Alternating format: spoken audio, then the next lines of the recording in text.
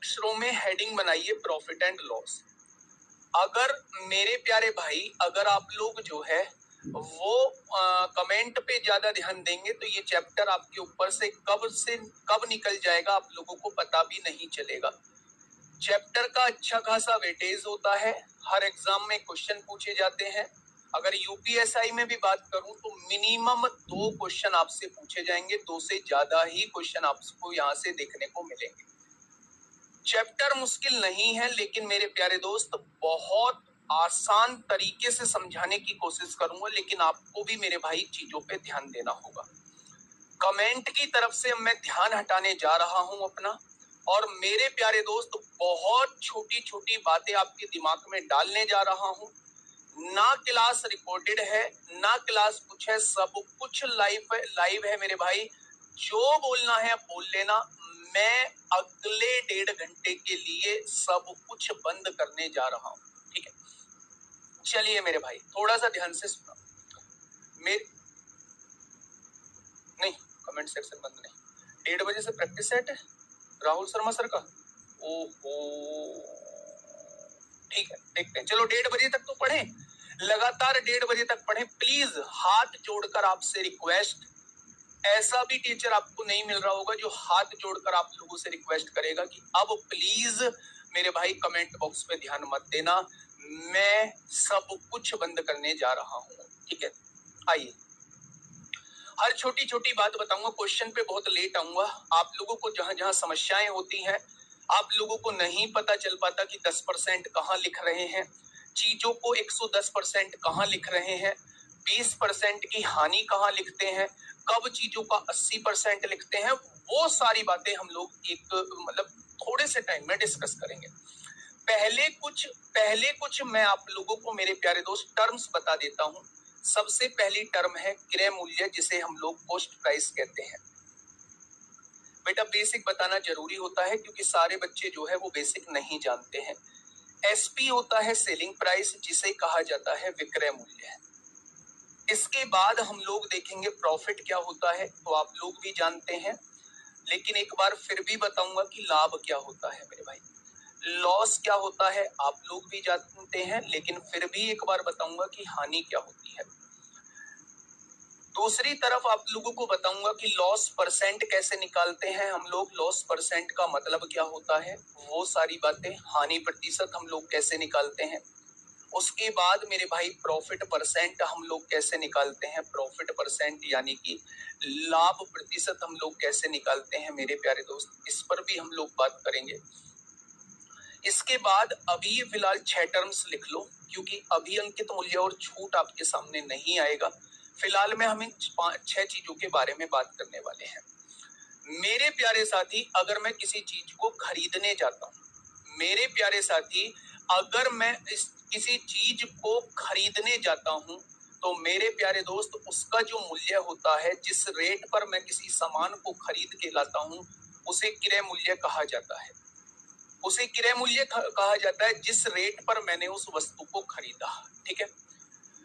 विक्रय मूल्य की अगर मैं बात करूं, सेलिंग प्राइस की अगर मैं बात करूं, मैंने उस सामान को जितने रुपए में बेचा उसे विक्रय मूल्य कहते हैं, उसे सेलिंग प्राइस कहते हैं।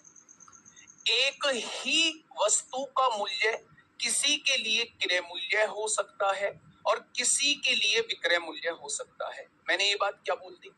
अगर मैंने इस मार्कर को किसी को बेचा है तो खरीदने वाले के लिए इसका मूल्य क्रय मूल्य रहेगा, और मैं इसे बेचने वाला हूं तो मेरे लिए इसका मूल्य विक्रय मूल्य बन जाएगा। तो मैंने आपसे बोला एक ही मूल्य किसी दूसरे के लिए क्रय मूल्य हो सकता है और किसी और के लिए विक्रय मूल्य हो सकता है, ठीक है? आगे बढ़िएगा। अगर मैं प्रॉफिट की बात करता हूं, मान लो मैंने किसी सामान को 20 रुपए का खरीदा, यानी कॉस्ट प्राइस जो है वो 20 रुपए है, लेकिन मैंने उसको 20 से ज्यादा रुपए में बेच दिया। जब मैं कम की खरीद के ज्यादा की बेचता हूं तो उसे कहा जाता है प्रॉफिट हुआ है। उसे क्या कहा जाता है? उसे कहा जाता है कि भाई साहब प्रॉफिट हुआ है। अगर मैंने किसी सामान को ज्यादा का खरीद के कम का बेच दिया तो भाई साहब मुझे घाटा हो गया, यानी कि मुझे लॉस हो गया। तो इन दोनों बातों में आप लोगों को कोई समस्या नहीं हुई होगी। लेकिन जब बात यहाँ आ जाती है तो मेरे प्यारे साथी, हमें यहाँ फॉर्मूला याद करना होता है। लेकिन मैं आपसे कहता हूं फॉर्मूला याद करने की आवश्यकता ही नहीं है। ध्यान से सुनना। मान लीजिए मेरे प्यारे दोस्त, मैं एक किताब खरीदने गया जिसका मूल्य था 120 रुपए। मैं एक किताब खरीदने गया जिसका मूल्य था 120 रुपए। मैंने उस किताब को खरीद के 150 रुपए में बेच दिया। अगर खरीदा है तो ये सीपी कहलाएगा, अगर मेरे भाई बेचा है तो ये एसपी कहलाएगा।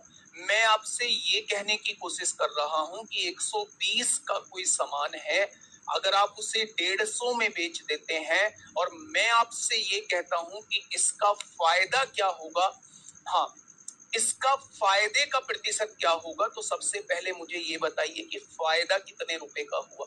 तो आपने कहा जी 120 का सामान 150 में बेच दिया तो 30 का फायदा हुआ। मैंने कहा फायदा होता किस पर है, तो आज के बाद याद रखना, फायदा और नुकसान हमेशा क्रय मूल्य पर होता है।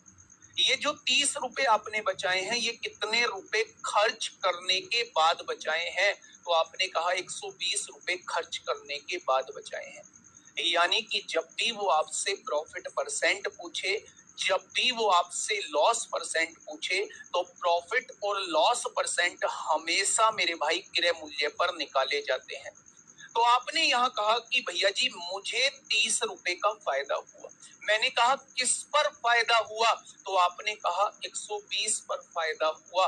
तो मैंने कहा 100 पर कितना हो जाएगा, यही फायदे का प्रतिशत होता है।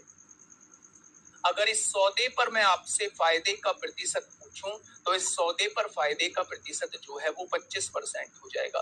बेसिकली हम जो प्रॉफिट परसेंट निकालते हैं, हम जो लाभ परसेंट निकालते हैं, वो कैसे निकालते हैं, होने वाला प्रॉफिट कितना है, होने वाला प्रॉफिट कितना है, होने वाला लाभ कितना है, किस पर, सीपी पर, तो 100 पर कितना। ये मेरे प्यारे दोस्तों फॉर्मूला बन जाता है, ये मेरे प्यारे भाई फॉर्मूला बन जाता है। अगर फॉर्मूला भी याद नहीं है तो भी आप आसानी से निकाल पाओगे।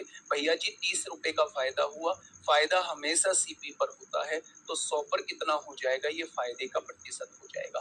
बात क्लियर हुई या नहीं, तो आपने कहा जी बात क्लियर होगी।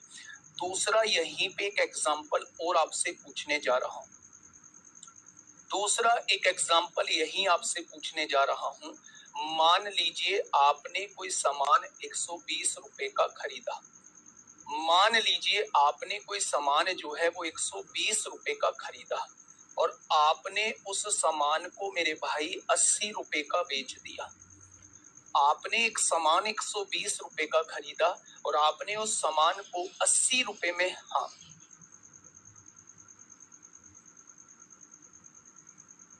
देखिए, मैंने एक सामान 120 रुपए में खरीदा, फिर मैंने उस सामान को 80 रुपए में बेच दिया। मैंने आपसे पूछा कि भाई साहब मुझे क्या होगा, तो आप कहेंगे जी आपको घाटा होगा। मैंने पूछा घाटा कितने का होगा, तो आपने कहा जी आपको घाटा जो है वो 40 रुपए का होगा। मैंने कहा घाटे का प्रतिशत कितना होगा, लॉस परसेंट कितने का होगा, तो आपने कहा भैया जी लॉस हुआ है आपको कितने रुपए का, 40 रुपए का लॉस हुआ है। आप 120 का सामान खरीद के लाए थे और आपने उसे 80 में बेच दिया, तो मेरे प्यारे दोस्त आपको 40 रुपए का घाटा हो गया। फायदे की बात हो या घाटे की बात हो, हमेशा किस पर होता है, क्रय मूल्य पर होता है। तो 40 रुपए का घाटा हुआ 120 रुपए पर, तो 100 पर कितना हो जाएगा, वो आपसे ये पूछना चाह रहा है। तो मेरे प्यारे दोस्त 100/3 का मतलब क्या होता है, तो आप कहेंगे 33 सही 1/3% का लॉस हो जाएगा। 33 सही 1/3% का लॉस हो जाएगा। तो बस अगर मैं यहाँ से आपसे फॉर्मूला पूछना चाहूँ तो मेरे प्यारे दोस्त फॉर्मूला क्या होता है कि सबसे पहले आप ये देख लीजिए कि लॉस कितने का हुआ। 120 में से 80 का बेच दिया तो 40 का लॉस हुआ। किस पर होता है प्रॉफिट या लॉस, सीपी पर होता है। तो 100 पर कितना हो जाएगा, ये आपके लॉस परसेंट का फॉर्मूला हो जाएगा। जाएगा। जैसे आपको मैंने प्रॉफिट परसेंट का फॉर्मूला बताया है, ठीक वैसे ही मेरे प्यारे दोस्त आपको लॉस परसेंट का फॉर्मूला बता चुका हूं। वैसे ही आपको लॉस परसेंट का फॉर्मूला बता चुका हूं। तो ये कुछ टर्म्स हैं जो आपको याद रखनी पड़ेंगी, जो आपको समझनी पड़ेंगी, जो बेसिक टर्म्स हैं ये आपको पता होनी चाहिए। अब एक बहुत बेसिक टर्म की तरफ मैं चल रहा हूं। बहुत बार हमें 10% का फायदा दिया होता है, तो मेरे भाई कहीं हम 10% लिख रहे होते हैं, ठीक है, और कहीं हम लोग जो है वो 110% लिख रहे होते हैं। आखिर इस चीज का मामला क्या है कि कहीं हम 10% लिखते हैं, कहीं 10% फायदे को हम 110% लिखते हैं। तो ये सबसे ज्यादा इंपॉर्टेंट चीज है। बहुत जगह 10% का फायदा दिया होगा, मैं 110% लिखूंगा। बहुत जगह 10% फायदे को मैं केवल 10% लिखूंगा, ठीक है।